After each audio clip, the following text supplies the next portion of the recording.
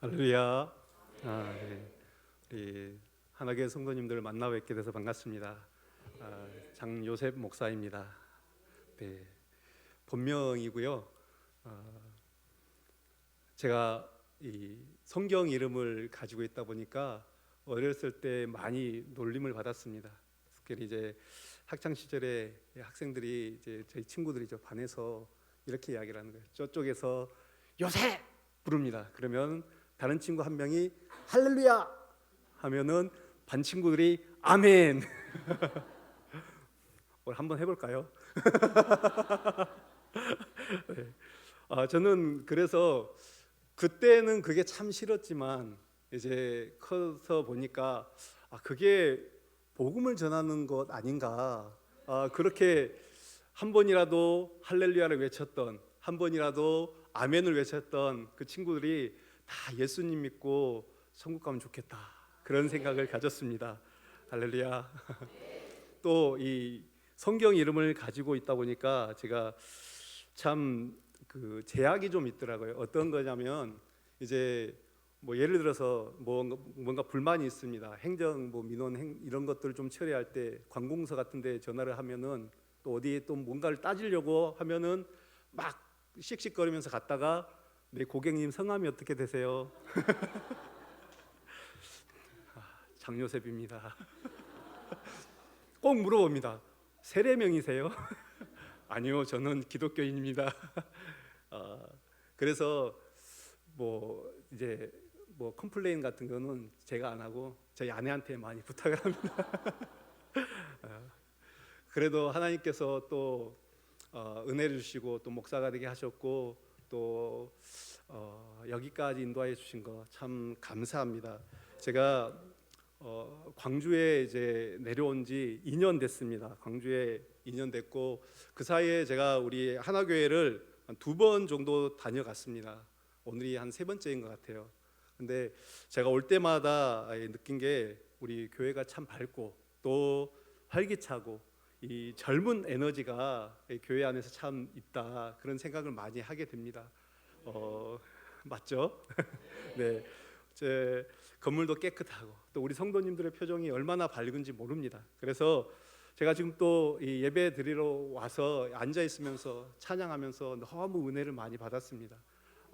정말 예배 가운데 하나님 임재하시고 성령님 함께 하시는구나 많이 느끼게 되고 오히려 제가 참 은혜를 많이 받게 되는 것 같습니다. 제가 사실 이제 저도 찬양을 참 좋아하고 그래서 혼자 이렇게 유튜브나 틀어놓고 찬양 집회 혼자 이제 계속 찬양을 들으면서 그런 시간들이 참 많거든요. 근데 오늘 그런 어떤 진한 감동 또 하나님 부어주시는 은혜가 있어서 참 감사했습니다. 네, 그 은혜가 오늘 이 시간 우리 모두에게 임하시기를 간절히 바라겠습니다.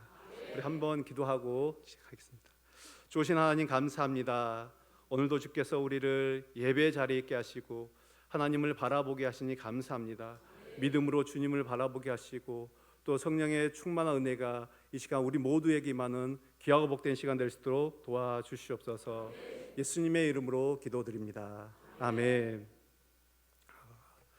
제가 우리 이제 전남로에 저는 원래 이제 여기 전라도가 제 고향입니다. 여수가 고향이고요. 제가 이 모태 신앙으로 지금까지 자랐습니다. 모태 신앙 아시죠? 모태 신앙인 분들 계시죠? 네. 모태 신앙은 어떻습니까? 네, 너무나 잘 아실 것입니다. 여러 가지 특징들이 있더라고요. 근데 이제 제가 말씀드리고 싶은 모태 신앙의 특징은 늘 과하지도 않고, 그렇죠? 모자라지도 않고, 열심히 뭔가를 하는 것도 아닌 것 같은데 또 교회는 안 빠집니다. 그런 모습들이 있는데 저도 이제 그런 모습들이 좀 있었죠. 근데 저와는 다르게 저희 부모님 굉장히 신앙이 좋으신 분입니다. 저희 아버지는 장로님이셨고 이제 소천하셨는데 장로님이셨고 어머니는 권사님이십니다. 근데 제가 지금껏 신앙생활하면서 또 이제 여러 교회를 섬기면서 저희 부모님만큼 정말 평신도가 그렇게 열심히 헌신하시고 신앙이 좋으신 분은 못 봤습니다. 하나님을 사랑하고 성도를 섬기는 그 마음, 교회에 헌신하고 또 목사님을 섬기는 이런 모든 모습들이 자식인 저한테 굉장히 도전이 됐습니다. 제가 부모님 가까이 모시면서 어떻게 저렇게 헌신할 수 있고 어떻게 저렇게 섬길 수 있지, 이런 생각을 했던 적이 한두 번이 아닙니다. 여러분, 모태신앙이 뭔가에 도전을 받는다는 거 쉽지 않습니다. 맞습니까? 모태신앙인 분들은 좀 공감하실 겁니다. 오랫동안 그냥 신앙생활을 하다 보면은 늘 젖어서 또 매너리즘에 빠지는 게 모태신앙인데, 그래서 제가 물론 이제 저희 부모님 세대에는 그렇게 열심히 섬기는 분들이 참 많았습니다, 과거에. 제가 목사가 되고자 할 때는 이런 부모님의 영향이 굉장히 컸습니다. 그래서 제가 목회하는 동안에 저는 그런 생각을 가지고 있습니다. 저희 부모님 같은 교회 성도님들, 그런 분들을 좀 만났으면 좋겠다, 이렇게 기도하고 또 그런 생각을 하고 있습니다. 여러분, 다른 것은 뭐 어떨지 몰라도 신앙적인 면에서 이 자식들에게 인정받고 존경받는 거 괜찮지 않습니까? 네. 그래서 저도 제 아이들에게 이 다른 건 몰라도 이 신앙적인 만큼은 좀 아름답게 물려주고 싶은 그런 욕심이 있습니다. 굉장히 이제 소위 말하는 좀 하드하게 이 신앙 교육을 시키고 있습니다. 아무리 생각해도 제가 이 목사가 자녀들에게 물려줄 것은 신앙밖에 없더라고요. 제가 뭐 가진 게 있습니까? 뭐 잘난 게 뭐가 있습니까? 그래서 신앙만큼은 누구보다도 떨어지지 않고 어디에서도 자랑할 수 있는 그런 신앙을 좀 물려줘야 되겠다, 그런 생각을 하게 되었습니다. 특별히 오늘 이제 이 사여성교회죠. 헌신 예배를 드리고 이 앞에 계신 분들이 다 이제 맞죠? 네. 연령대가 40에서 50 이 사이라고 들었습니다. 맞습니까? 네. 네. 저하고 이제 비슷한 연령대입니다. 아마 자녀들도 그렇겠죠. 저희 딸이 저한테 아빠는 내년이면 반백살이야 그러길래 제가 그래도 아직 아빠에게는 윤석열 나이가 있다 이렇게 이야기를 합니다. 그럼 이제 우리 선교회 우리 아마 회원님들의 자녀들도 아마 10대 혹은 그 이하 이 자녀들이 많을 것 같은데요.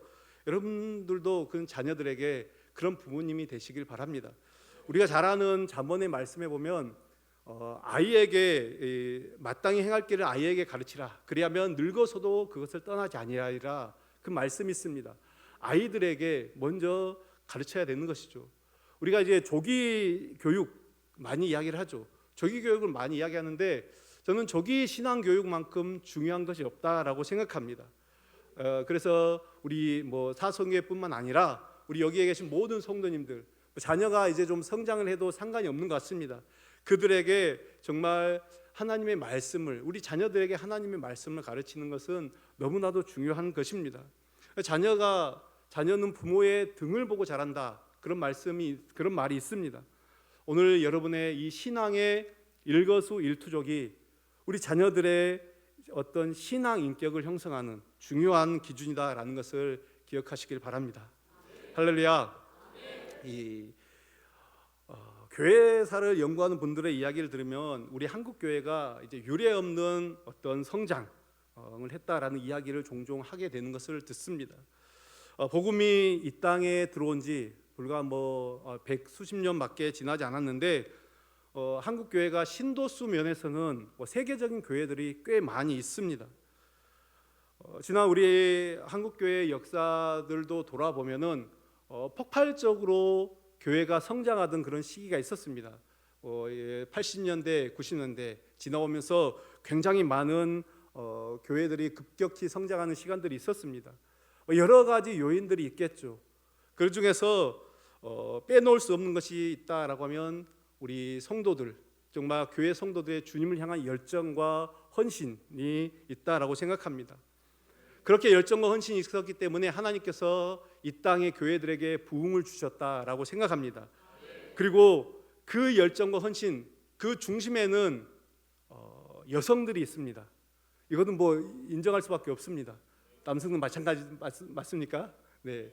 그래서 교회들 보면은 아마 지금 여기도 마찬가지인 것 같아요. 남자들보다는 여자들이 좀 더 많이 있는 것 같습니다. 그러나 이제 그로부터 불과 한 3, 40년 지난 이 시대를 한번 보십시오. 안타깝게도 그 부흥이 꺾인 것은 아닌가 그런 생각을 지울 수가 없습니다. 뭐 경우에 따라서 벌써 한국 교회가 쇠퇴기가 왔는가? 저는 그렇게 생각하지는 않습니다. 그러나 이제 그렇게 뭐 생각할지도 모르겠습니다. 또 여기에도 다양한 원인들이 있겠죠. 왜 한국 교회가 이렇게 됐는가? 그렇게 생각해 볼 때 또 그 중에 하나가 바로 성도들의 헌신과 관련이 있다. 그렇게 생각을 합니다. 헌신이 있을 때 교회가 그렇게 성장하고 하나님 부흥을 주셨는데 우리들의 헌신이 빠지니 교회가 또 점차 약해지는 그런 모습들. 그래서 지금 우리는 이 헌신이 메말라가는 시대에 살고 있습니다. 여러분들도 스스로 한번 생각해 보십시오. 내가 10년 전보다 지금이 어떤지, 아니 뭐 10년까지 아니더라도 1년 전보다 어떤지 그런 것들을 한번 생각해 보시면 우리가 나이와 또 가정 환경 또 여러 상황들을 다 고려하더라도 확실히 어떤 섬김과 헌신이 이제 예전만 못하다 메말라가고 있다, 이것들을 경험하신 분들이 꽤 되실 것입니다. 그러나 여러분, 성경은 어떻습니까? 우리 시대를 초월해서 변함없는 하나님의 진리의 말씀입니다. 그리고 성경이 말씀하는 헌신은 지금도 이 시대에도 여전히 우리에게 유효하다, 하나님을 기쁘시게 한다, 이것들을 기억하셔야 됩니다. 그래서 이 헌신이라고 하는 부분, 오늘 이제 헌신 예배를 드리기 때문에 자주 이제 사용하는데, 이 헌신이라는 부분은 신앙생활에서 굉장히 중요한 부분입니다. 하나님께서 이 모양 저 모양으로 헌신하는 주의 자녀들, 우리 주님의 백성들에게 복을 주시는 분임을 우리는 기억하셔야 됩니다. 오늘 다시금 이제 헌신을 생각하는 이 자리에서 오늘 이 말씀, 예수님께 칭찬을 드린 이 마리아를 통해서 우리가 헌신의 자세가, 나의 헌신의 자세가 어떠한지를 한번 다시 돌아보고 살펴보는 시간 되기를 바라겠습니다.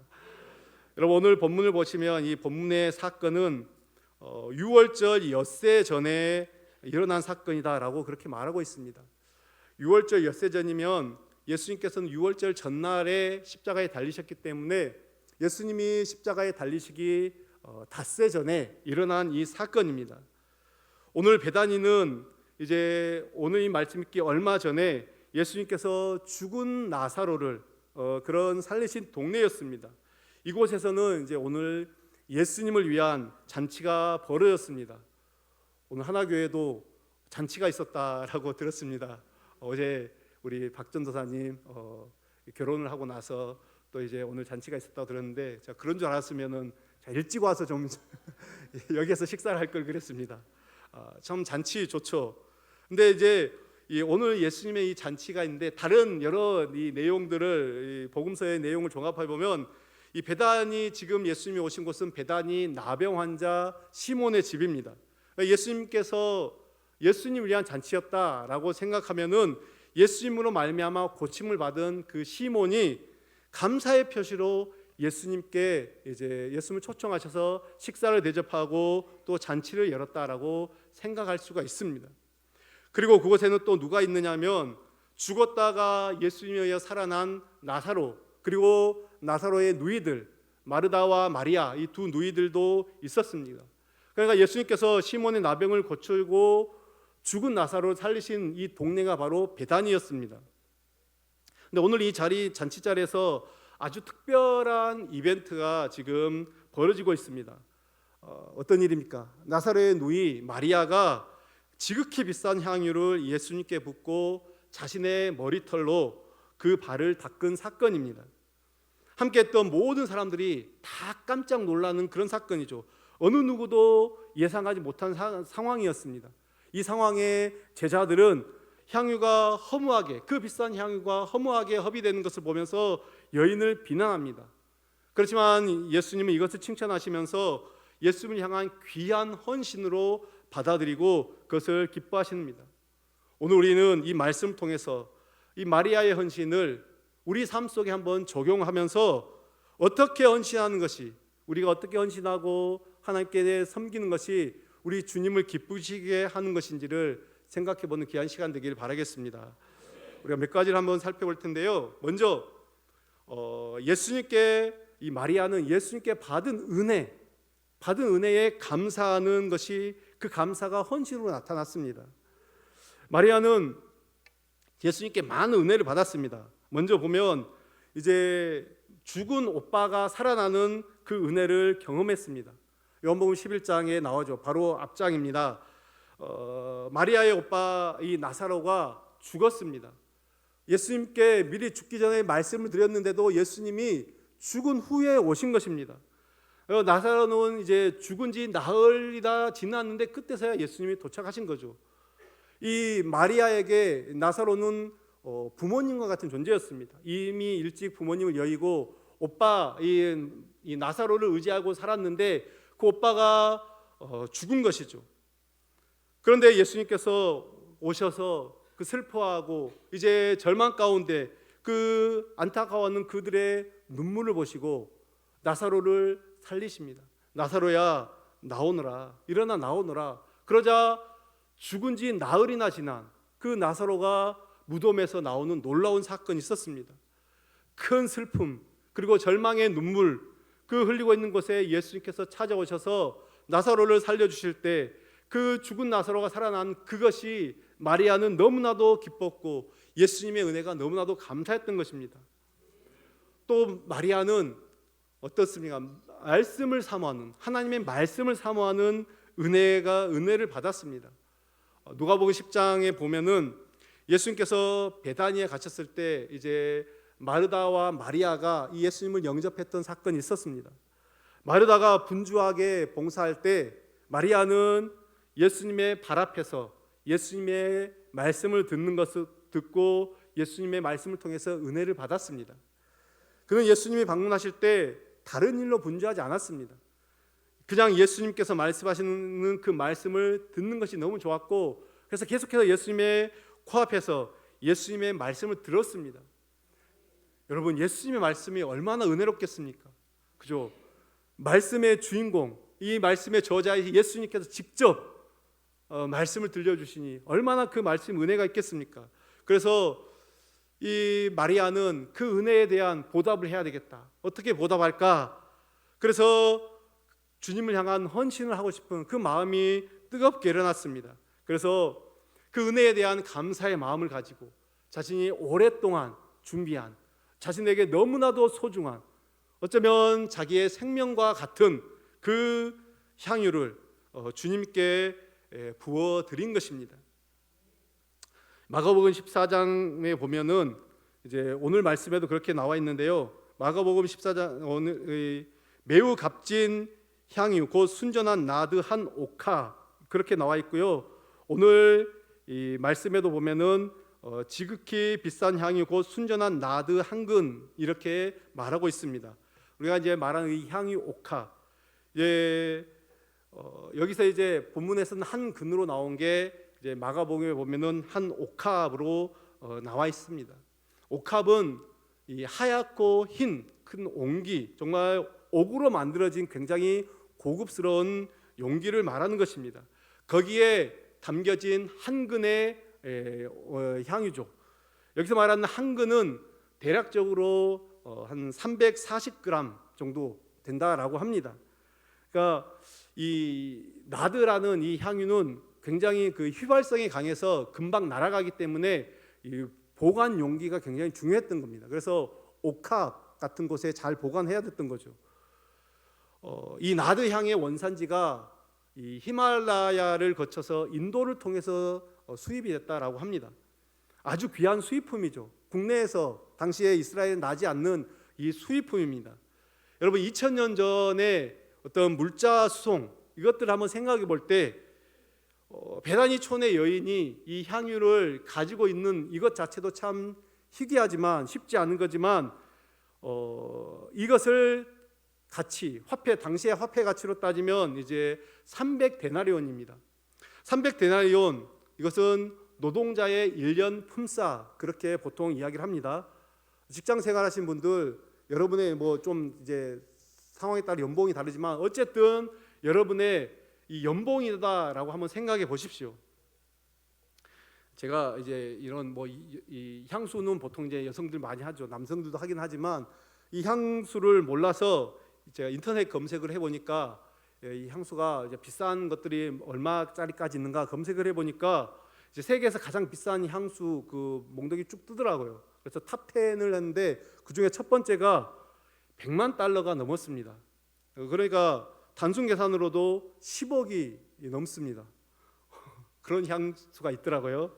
근데 이제 그 향수가 보니까 그 두바이에서 만들어졌어요. 한정품으로 만들어졌는데 그 18캐럿 다이아몬드와 그다음에 금으로 그렇게 향수 병이 그렇게 담겨져 있더라고요. 그리고 뭐 또 이제 순서대로 쭉 보니까 최소한 뭐 이 100만 달러까지 그 이하는 다 몇천 달러 이렇게 되는데 어쨌든 일반적으로 저희들 뭐 이 서민들은 상상도 할 수 없는 그런 가격입니다. 근데 이제 제 생각에 이렇게 비싼 거는 용기 자체가 그 그릇을 담는 이게 뭐 다이아몬드 금으로 되어 있기 때문에 비싸지 내용물 자체는 오늘 마리아의 향유와 비슷하지 않았을까 저는 그런 생각이 듭니다. 그러나 이제 마리아에게는 돈보다 더 중요한 게 있습니다. 돈이 많고 적은 것이 문제가 아니었습니다. 그녀는 주님에게서 받은 사랑이 너무나도 크고 그것이 너무나도 감사했기 때문에 이처럼 값비싼 것을 드릴 수가 있었습니다. 예수님이 가져다 준 자신의 가정에 가져다 준 그 생명, 여러분 그렇지 않습니까? 죽은 오빠를 살리신 그 예수님께 무엇을 못 드릴 수가 있겠습니까? 영생의 복을 가져다 준 예수님입니다. 실제로 죽어서 나흘이나 지난 그 오빠, 지금 그 오빠와 예수님이 같은 상에서 식사를 하고 있습니다. 이것만 바라볼 때 얼마나 큰 감격이 있겠습니까? 얼마나 큰 은혜입니까? 사랑하는 여러분, 우리도 마찬가지입니다. 죽을 수밖에 없는 우리를 예수 그리스도의 그 보혈로 살려주셨습니다. 생명을 주셨습니다. 생명을 살려주신 그 구속의 은혜를 우리는 받았습니다. 그리고 지금 그 은혜로 살고 있습니다. 여러분, 마리아가 받은 은혜가 큽니까? 아니면 우리가 받은 은혜가 큽니까? 그냥 같다고 하십시오. 네. 마리아가 받은 은혜, 우리가 받은 은혜, 구원의 은혜죠. 구속의 은혜입니다. 영원한 생명의 은혜입니다. 그렇다면 마리아와 동일한 은혜를 받고 살면서 여러분 우리는 얼마나 하나님께 감사를 표하고 있습니까? 여러분 한번 삶을 돌아보십시오. 감사를 얼마나 드리고 있습니까? 그 은혜를 얼마나 보답하면서 또 그 은혜를 얼마나 기억하면서 살고 있습니까?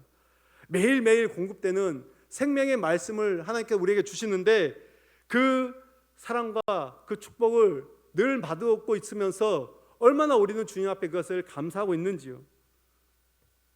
은혜를 아는 자, 그 은혜를 받은 자, 그는 하나님께 헌신하지 않을 수 없습니다. 여러분 우리의 모든 헌신의 가장 기초가 무엇입니까? 그것은 내가 구원을 받았기 때문이죠. 우리를 구원하신 그 은혜, 죽을 수밖에 없는 우리를 영생으로 인도하신 하나님의 은혜를 깨닫고 그 은혜, 그 사랑에 감사하여 헌신하는 것입니다. 하나님 바로 이런 헌신자를 귀하게 보십니다. 오늘 마리아의 헌신과 같이 우리가 하나님의 은혜를, 하나님의 그 구속의 은혜를 받았다, 깨달았다, 그러면 우리는 당연히 우리의 삶이 헌신으로 나아가야 됩니다. 그렇기 때문에 나는 안 됩니다, 나는 할 수 없습니다, 이렇게 말할 수 있는 사람이 아무도 없습니다. 내가 구원을 받지 않았다 그러면 헌신 안 하셔도 됩니다. 그렇지만은 여러분이 정말 나는 하나님 앞에 구원받은 죄인이다, 죽을 수밖에 없는 나를 하나님께서 하나님의 생명을 주셨다, 이렇게 생각하시면 이제 우리는 우리가 할 수 있는 헌신을 드리셔야 됩니다. 할렐루야. 하나님은 그래서 이런 헌신자를 귀하게 보십니다. 또 오늘 두 번째 보면 마리아의 헌신은 어떤 헌신입니까? 힘을 다한 헌신이었습니다. 여러분 3절의 말씀을 한번 보겠습니다. 마리아는 지극히 비싼 향유 곧 순전한 나드 한 근을 가져다가 예수의 발에 붓고 자기 머리털로 그의 발을 닦으니 향유 냄새가 집에 가득하더라. 아멘. 이 같은 본문을 기록한 마가복음 14장에 보면은 그는 힘을 다하여 내 몸에 향유를 부었다, 그렇게 말하고 있습니다. 힘을 다하여 향유를 부었다. 여러분, 힘을 다하였다라는 말이 어떤 의미일까요? 옥합이 여인의 힘으로 들 수 없는 그런 무거운 그런 어떤 옥합이었을까요? 그렇기 때문에 힘을 다하였다? 아니죠. 그 가격에 비밀이 있는 것 같습니다. 옥합의 가격은 300데나리온 정도입니다. 잠시 전에 말씀드렸듯이 오늘날로 따지면은 1년치 연봉이죠. 대략 뭐 수천만 원은 되지 않겠습니까? 여러분, 자신의 1년 연봉을 한 푼도 쓰지 말고 바치라고 하면은 망설이지 않을 사람이 누가 있을까요? 몇 분이나 되겠습니까? 나는 기꺼이 바치겠다 생각하신 분들은 한번 발가락을 한번 깠다. 네, 쉽지 않습니다. 그렇지 않습니까? 그런데 마리아는 이것을 하나님께, 예수님께 바치는데 주저함이 없었다라는 것입니다. 넉넉한 것 중에 바치는 것이 아닙니다. 우리가 넉넉한 중에 일부를 드리는 것 누구나가 다 할 수 있습니다. 그러나 그가 하는 것은 최대치입니다. 자신이 할 수 있는 최대치의 것들을 바쳤습니다. 여러분, 이것이 바로 힘을 다한 헌신입니다. 그러니까 마리아의 헌신은 최선을 다해서 온 마음을 다해서 헌신이었다라는 그런 말씀입니다. 여러분, 우리의 헌신이, 하나님께 드리는 우리의 마음들이 이렇게 온 마음과 온 힘을 다하는 그런 헌신이 되어야 될 줄로 믿습니다. 우리 하나교회의 시작이 버려진 작은 창고에서 시작됐다, 그 이야기를 들은 적이 있습니다. 그런데 오늘날 이렇게 하나님께서 이 아름다운 건물을 주시고 이곳에 함께 많은 성도들이 예배할 수 있는 것, 여러분, 그것이 정말 하나님의 은혜이죠. 또 이렇게 오기까지 이곳에 우리 계신 모든 성도님들 정말 값진 헌신들이 있었을 줄로 믿습니다. 많은 성도님들의 참으로 값진 헌신, 그리고 귀한 헌신, 힘을 다하는 헌신들이 오늘날 교회를 이렇게 아름답게 세웠다라는 것입니다. 그리고 여전히 아름답게 세워져 가고 있죠. 더 나아가 하나교회가 아름다운 교회, 헌신이 넘치는 교회, 그래서 정말 그 헌신의 향기가 가득할 때 주변의 모든 사람들, 이곳에 많은 사람들이 교회를 통해서 구원의 은총을 누리는 그런 역사가 일어나기를 간절히 축원합니다. 여러분, 그런 일을 위해서 여러분 한 사람 한 사람이 부름받았다. 정말 귀한 부르심입니다. 그 부르심에 주님 앞에 기꺼이 순종으로 나아가는 믿음의 사람들 되시길 바라겠습니다. 세 번째 보면 마리아의 헌신은 주변의 비난, 모든 비난들을 이겨내는 헌신이었습니다. 오늘 말씀을 좀 보면 5절의 말씀을 한번 보십시오. 이 향유를 어찌하여 300데나리온에 팔아 가난한 자들에게 주지 아니하였느냐 하니, 지금 마리아는 옥합을 깨트렸습니다. 그래서 예수님의 발에 부은 뒤 이제 이 머리카락으로, 치렁, 아마 좀 긴 여정이었을 게 긴 머리였던 것 같아요. 치렁치렁한 자기의 머리털로 예수님의 그 발을 닦았습니다. 이것을 본 가룟 유다가 속에서 분이 났던 것 같아요. 세상에 저 귀한 거, 아니 도대체 저 여자가 정신 있는 거야 없는 거야, 이런 생각은 속으로만 해야 되는데 너무 놀란 나머지 자신도 모르게 이 한마디를 내뱉고 맙니다. 아니, 차라리 가난한 자들에게나 나눠줄 것이지, 너무 아까운 것이죠. 300데나리온 이상에 팔 수 있었는데 이걸 날려버리다니, 아이고 세상에 어찌했을까. 그런 어떤 마음들이, 아까워 죽겠다, 이 마음들이 그에게 있었던 것입니다. 가룟 유다는 충분히 그러고도 남을 사람입니다. 오늘 본문의 6절에 보면은 그가 도둑이다라고 말하고 있습니다. 제자들의 회개를 담당하는 자로서 아마 그는 이 공금을 슬쩍하는, 공금 유용이죠. 그 슬쩍하는 일이 이전에도 가끔 있었던 것 같습니다. 이거는 정말 한몫 챙길 수 있는 기회였는데 300데나리온을 팔아서 우리에게 줬으면 우리가 이것들을 조금 한 100데나리온 정도는 이제 아무고 나머지 한 최소한 한 50데나리온은 내가 챙길 수도 있었는데 뭐 그런 마음들이 있었던 것 같습니다. 그것을 마리아가 날려버렸다라는 생각에 괜히 화가 나는 거죠. 질투가 나는 것입니다. 여러분, 교회 안에서 참 무엇을 하다 보면은 어떤 일을 할 때 질투하는 분들이 참 많습니다. 또 시기하는 사람들도 참 많습니다. 그런 일들이 있죠. 우리 하나교회는 없어서 감사합니다. 제가 예전에 이제 전도사로 섬길 때 그 섬기는 교회에서 좀 큰 교회였습니다. 거기서는 이제 1년에 한 번씩 특세를 이제 연초에 했습니다. 40일 특세를 했습니다. 그러면 이제 매일매일 이 간식을 좀 나눠줬습니다. 간식을 나눠줬는데 이제 조금 중그룹이죠. 순이 있고 이제 그 순들이 모인 이제 다락방이다 했는데 그 다락방별로 한 4개, 4개 정도의 다락방이 있었는데 그 다락방별로 이제 매일 간식을 했습니다. 일주일씩 돌아가면서. 근데 이제 뭐 한 새벽 예배 특세를 하면은 대략 한 500~600명이 참석하기 때문에 그 좀 작지 않았습니다. 그 간식이. 근데 처음에는 이제 떡을 조그만한 백설기, 그래서 왜냐하면 예배를 드리고 바로 회사 출근하시는 분들이 많이 계셨기 때문에, 그렇기 때문에 이제 남성분들이 그런 분들이 많이 계셨기 때문에 이제 요기를 할 수 있게끔 떡을 했습니다. 근데 이제 떡을 준비하는데 이제 사람들이 막 떡이 너무 맛있었습니다. 또 목사님이 오늘 떡은 너무 맛있었는데 이렇게 한마디 하니까 어떻게 됩니까? 다음 다락방이 이제 우리도 칭찬을 받아야 되는데 그럼 어떻게 할까? 떡의 크기가 이제 커진 거예요. 조그만했던 떡이 이제는 커졌습니다. 그러면서 이제 나오는 거죠. 그러면 다음에는 어떻게 되겠습니까? 추가가 되는 거예요. 떡은 크기가 더 크는 건 좀 부담스럽고 이제는 떡만 하면 목매이니까 음료수가 있어야 되지 않느냐. 음료수가 있어야 됩니다. 그래서 이제 이 다락방별로 경쟁이 붙은 거예요. 근데 사실 이건 좋은 것이죠. 서로 좋은 뜻에서 하는 것입니다. 그런데 우리가 교회에서 뭔가를 섬기다 보면은 얼마나 질투하고 시기하는 일이 많습니까? 누가 뭔가 교회 안에 헌신을 한다 그러면 꼭 색안경을 끼고 보는 사람들이 있습니다. 저 사람은 왜 저래? 왜 저렇게 혼자 잘났다고 호들갑이야? 뭐 이런 생각들을 가진 그런 생각들이 있습니다. 여러분, 이런 마음들을 가지고서는 결코 하나님 앞에 칭찬을 받을 수가 없죠. 오늘 마리아는 그럼 어떻게 했습니까? 가룟 유다가 무슨 비난의 소리를 하든 이런 방구 없이 그냥 대꾸하지 않고 그것을 주님께 드렸습니다. 이것은 내가 해야 될 일이야. 내가 감당해야 될 일이야. 내 기쁨이야. 이것을 통해서 나는 하나님께 영광 돌리겠다. 여러분, 사랑하면은 다른 것은 보이지 않습니다. 사랑하면 다른 말은 들리지 않습니다. 다른 대상이 보이지 않죠. 오직 사랑하는 그 대상만 보이고 그 말만 듣게 되는 것입니다.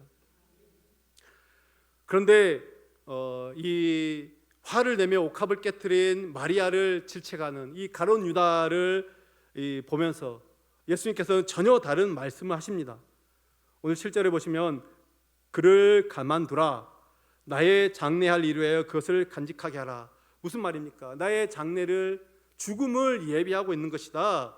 예수님께서는 마리아가 그 비싼 향유를 허비하는데도 오히려 그를 칭찬하셨습니다. 예수님이 이건 내게 좋은 건데 이런 마음으로 칭찬하셨습니까? 그런 마음은 아닙니다. 내가 나만 좋자고 예수님 칭찬하신 것이 아니죠. 그 귀한 마음, 하나님을 사랑하는 그 마음을 보신 것입니다. 예수님께서 이 마리아의 이 행위가 결국에는 예수님의 죽으심과 연관이 있다라고 말씀을 하셨습니다. 그래서 이 마리아의 입장에서는 그냥 단지 예수님을 존경하는 마음, 예수님을 사랑하는 그 감사의 마음을 담아 드리는 것이었는데, 그래서 지금까지 간직하여 온 그 값비싼 그 향유를 아낌없이 부으신 것이지만 예수님은 이것을 사용하셔서, 하나님 이것을 사용하셔서 마리아가 알지도 못한 사이에 예수님의 장사를 예비하는 큰 일을 행하게 하신 것입니다. 예수님이 사실을 말씀하시면서 그 마리아를 크게 칭찬하신 것이죠. 여기서 우리는 하나님께 또 칭찬받는 그 좋은 신앙의 또 하나의 기준, 그것이 무엇입니까? 사람을 의식하는 것이 아니라 하나님을 의식하는 것이다라는 것을 보게 됩니다. 우리는 하나님 앞에서 살아가는 자들이죠. 하나님 앞에서 살아가는 자들은 사람을 의식하는 것이 아니라 하나님을 의식해야 되는 것입니다. 여러분, 멋진 신앙, 다들 우리 명품 신앙이 되고 싶지 않습니까? 하나님을 먼저 의식하는 것이죠. 사람이 나에게 무슨 말을 하든 어떤 비난을 하든 하나님을 의식하며 살아가는 것입니다. 사람이 사람을 의식하는 것은 결국에는 볼품없는 신앙, 짝퉁 신앙이다라고 말할 수 있습니다. 하나님 지금도 멋진 신앙의 사람, 멋진 명품 신앙을 가진 그 자들을 찾으십니다. 하나님은 명품 신앙을 가진 사람을 기뻐하시고 그 삶에 놀랍도록 복을 부어주십니다. 그러야면 또 그 복을 가지고 하나님 앞에 섬기며 나아가는 것이죠. 이제 마지막으로 한 가지 더 살펴보길 원합니다. 마리아의 행동은 예수님의 십자가에 동참하는 그런 행동이었습니다. 사실 지금 이 자리는 예수님을 위한 감사의 잔치 자리였습니다. 그런데 마리아의 특별한 행동을 통해서 이 자리가 단순히 예수님 감사합니다, 이 감사의 자리가 아니라 십자가를 준비하는 자리가 되었다라는 것이죠. 마리아는 향유를 예수님의 발에 부었습니다. 유대인들의 장례를 치를 때 이 시신을 깨끗이 닦고 향유를 바르는 그런 관습이 있었습니다. 그런데 마리아 이 행동이 예수님의 마치 장례를 치르는 것과 같았다라는 것이죠. 그래서 예수님은 이 마리아의 행동을 자신의 십자가를 죽음을 준비하는 헌신으로 받아들였던 것입니다. 사실 예수님이 십자가에서 달려 돌아가셨을 때, 죽으셨을 때 예수님의 시신은 향품도 바르지 못했습니다. 보면은 급하게 이제 6월절 안식일이 다 되어 가기 때문에 급하게 그 십자가에서 내려서 아리마대 부자 그 묘에 그냥 대충, 아직 장례를 제대로 치는 것도 아니고 대충 천을 말아서 그냥 보관하고 안식이 지난 다음에 정식으로 장례를 치러야 되겠다, 그렇게 생각했습니다. 그런데 막상 이제 안식이 지나고 난 다음에는 예수님이 부활하셨기 때문에 향품을 바르지 못했습니다. 그런데 어떻게 이 사건, 예수님이 십자가에 돌아가시기 닷새 전에 미리 그것을 준비하고 향품을 발랐다라는 것입니다. 물론 이 시점에서 마리아는 예수님이 이제 닷새가 지나면 예수님이 십자가에 죽는구나 몰랐죠. 알 수가 없었습니다. 그러나 이 시점에 예수님의 발에 향유를 부음으로써 자신도 모르게 예수님의 십자가를 예비하고 있었던 것입니다. 그래서 예수님께서는 마리아의 행동을 이렇게 말씀하셨습니다. 제가 마가복음 14장 9절을 제가 한번 봉독해 드리겠습니다. 내가 진실로 너희에게 이르노니 온 천하에 어디서든지 복음이 전파되는 곳에는 이 여자가 행한 일도 말하여 그를 기억하라 하니라. 아멘. 이제는 어디든지 복음이 전해지는 곳에서 마리아의 행한 일을 기억하라, 그 일을 말하라, 예수님께서 말씀하셨습니다. 성경이 마리아의 행동, 이것을 높이 평가한 이유가 무엇입니까? 예수님의 죽음을 예비했기 때문입니다. 마리아가 자신도 모르게 헌신을 드린 한 이 모든 것들이 십자가의 사역에 동참하고 있다라는 것입니다. 여러분, 이와 같이 때로는 우리의 헌신이 헌신 그 이상의 것, 우리가 헌신을 드림으로 인해서 우리도 예수님의 그 십자가에 참여하는 놀라운 일이 일어난다라는 것입니다. 우리가 드리는 헌신을 통해서 우리는 알지 못하지만은 어딘가에서 그 헌신을 받은 사람들이 죽어있는 생명이 살아나게 되고 복음이 전해지고 그곳에서 하나님의 놀라운 역사가, 기적이 일어난다라는 것입니다. 여러분, 이 믿음을 가지고 주님 앞에 헌신하는 우리 모두 성도님들 되시길 바라겠습니다. 이제 말씀을 정리하겠습니다. 여러분, 교회 안에는 두 부류의 사람이 있는 것 같습니다. 행복하게 신앙생활하는 그룹, 그리고 불행하게 신앙생활하는 그룹. 행복하게 신앙생활하는 사람들은 어떤 사람들입니까? 날마다 주님의 사랑에 감격합니다. 나 같은 죄인을, 나 같은 자를 구원해 주신 하나님의 은혜와 사랑이 얼마나 큰지 모릅니다. 나를 위해 친히 십자가에 죽으셨다, 그 감격이 매일매일 벅차오르는 것입니다. 주님을 향한 사랑이 뜨거워지는 것이죠. 타오르는 사랑 주체할 수 없습니다. 그래서 어떻게 하면 우리 예수님을 기쁘게 시작해야 할까? 어떻게 하면 그분에게 더 좋은 것을 드릴까? 어떻게 하면은 최고의 것을 드릴까? 그래서 주님이 기뻐하신다면은 내 시간도 아낌없이 드리겠습니다. 내 돈도 아낌없이 드리겠습니다. 내 몸도 드리겠습니다. 기쁨으로 주님 위에 헌신하겠습니다. 그러면서도 그 안에 기쁨이 충만한 거예요. 내 것을 다 드리는데도, 우리 교회도, 여러분 교회도 그러신 분들 계시죠? 자신의 것들을 다 내어드림에도 더 드리려고 하는 분, 그리고 그 마음가운데 기쁨이 있는 분들이 있습니다. 반면 똑같이 신앙생활하는데, 똑같이 말씀을 듣습니다. 똑같이 예배 자리에 앉아 있습니다. 그런데도 정반대의 모습, 그들에게도 공통점이 있습니다. 자기 것을 내놓지 않고요, 베푸는데 너무 인색합니다. 지극히 계산적으로 신앙생활을 하는 거죠. 그렇기 때문에 풍족하면서도 여전히 나는 부족하다, 그러면서도 풍족이 가져도 불행하다라고 생각합니다. 모든 일에 꼬투리를 잡고 비판하고 정죄하고 교회 일에 늘 불평과 불만이 있습니다. 왜 그렇습니까? 은혜가 없기 때문에 그렇습니다. 사랑하는 성도 여러분, 마리아의 이 신앙 밑바닥에는 자기 영혼을 살리신 주님, 자기 오라버니의 생명을 살리신 주님, 그 주님을 향한 일편단심 사랑이 깔려 있었습니다. 이 마리아의 주님을 향한 그 사랑이 가장 귀한, 자신에게 가장 귀한 옥합을 깨트린 것이죠. 여러분, 우리가 깨트려야 돼요. 여러분이 깨트려야 될 옥합은 무엇입니까? 우리의 몸으로 헌신할 기회가 있을 때 여러분 헌신하십시오. 여러분 기도로 헌신할 기회가 주어졌을 때 헌신하십시오. 재능으로, 물질로, 또 여러 가지 자신이 하나님께서 주신 은사로 헌신할 기회가 있을 때 헌신하십시오. 때가 지나면 소용이 없습니다. 여러분들 아마 우리 연세 있으신 분들은 내가 과거에 이런 걸 좀 할 것, 후회를 하시는 것들이 한두 가지 아닐 것입니다. 그렇지 않습니까? 내가 할 수 있었는데 하지 못했던 것, 할 수 없었음에도 불구하고 내가 그때 좀 더 할 걸, 이런 생각들을 가질 때가 있습니다. 하고 싶어도 할 수 없을 그 때가 금방 오게 되는 것입니다. 그렇기 때문에 지금 할 수 있을 때 우리는 최선을 다해서 주님 앞에 나아가야 되는 것입니다. 여러분 그렇습니다. 주님을 위해서, 또 교회를 위해서, 여러분의 가정을 위해서, 이 나라를 위해서, 또 여러분의 배우자를 위해서, 자녀를 위해서, 부모님을 위해서 여러분 기회가 주어졌을 때 헌신하실 수 있기를 바라겠습니다.